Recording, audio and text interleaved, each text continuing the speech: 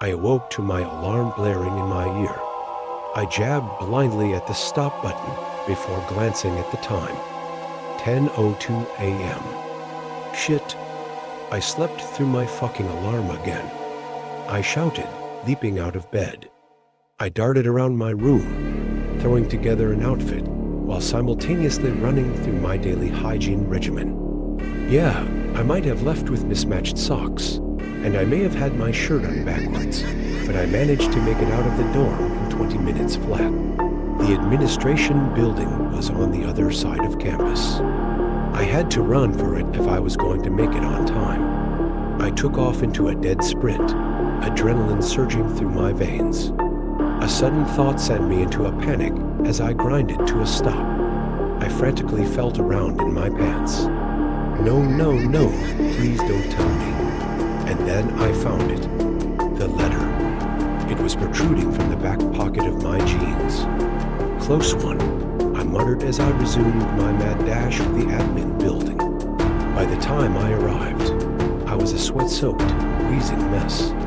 I stumbled up to the student working the front desk at 10:30 on the nose. I'd made it by the skin of my teeth.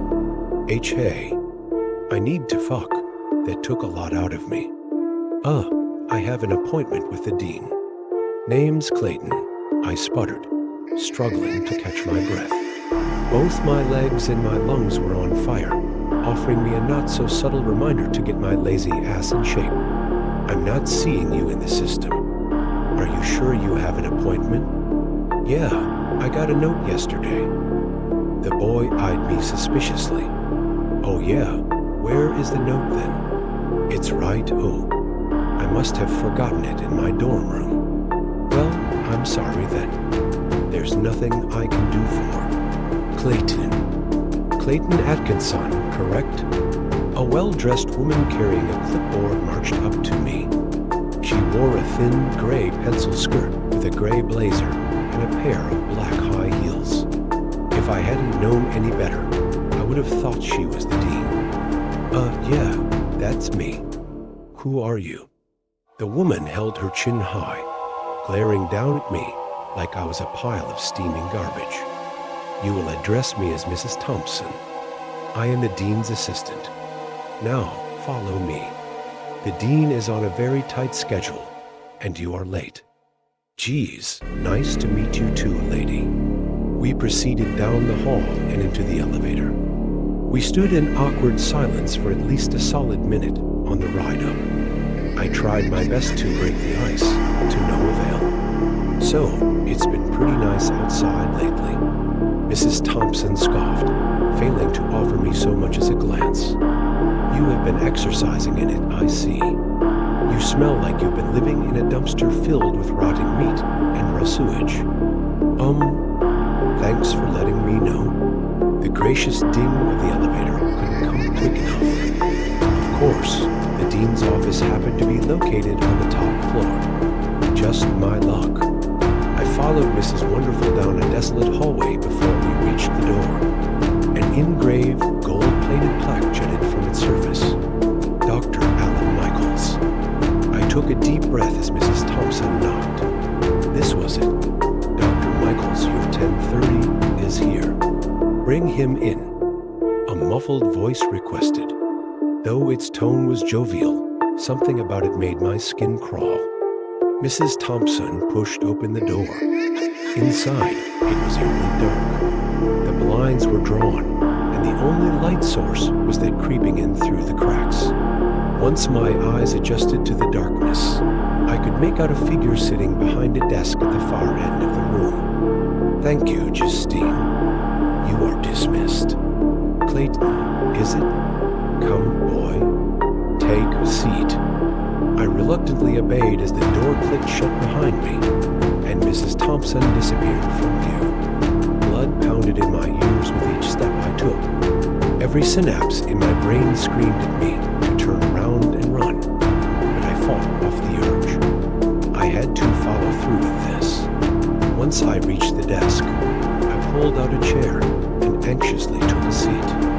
My heart began to palpitate wildly in my chest when I get a chance to drink in the dean's features.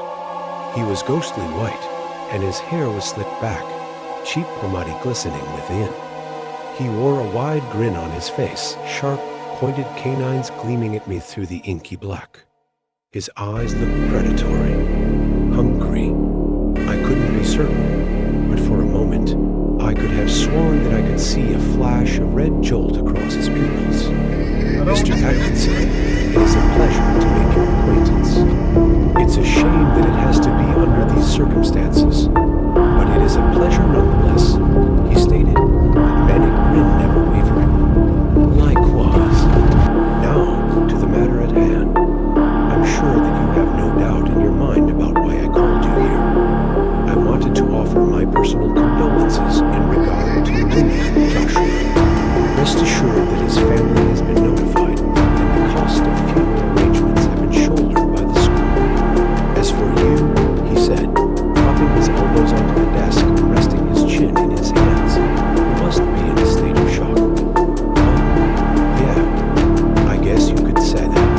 All right then, I have a proposal for you. Would you like to hear it? He hummed, his eyes lighting up. I felt like a mouse being cornered by a cat. Yeah, what do you propose? Seeing as this is your freshman year, we will give you a clean slate. We'll wipe any records of the failing grades you would receive for dropping out at this point in the semester, and we will refund your tuition payment. In return, you can take as much time as you need to grieve, and we will consider you to be reaccepted to the university once your mental state has improved. Would that be sufficient? What about Josh? What are you going to tell his family? They deserve to know the truth. The truth? Joshua took his own life. In his suicide note, he requested to be cremated. We were only following through with his final wishes. He snarled, producing a note from a pile on his desk. I read its contents in disbelief. Whoever had written it had emulated Josh's handwriting perfectly. WH. What is that? Josh didn't kill himself. He was murdered by one of those monsters. Oh, you have it all wrong, my boy. I'm sorry to say that your roommate did take his own life. And besides, he said, leaning in close to my ear, he whispered softly, barely loud enough to hear, nobody will believe you.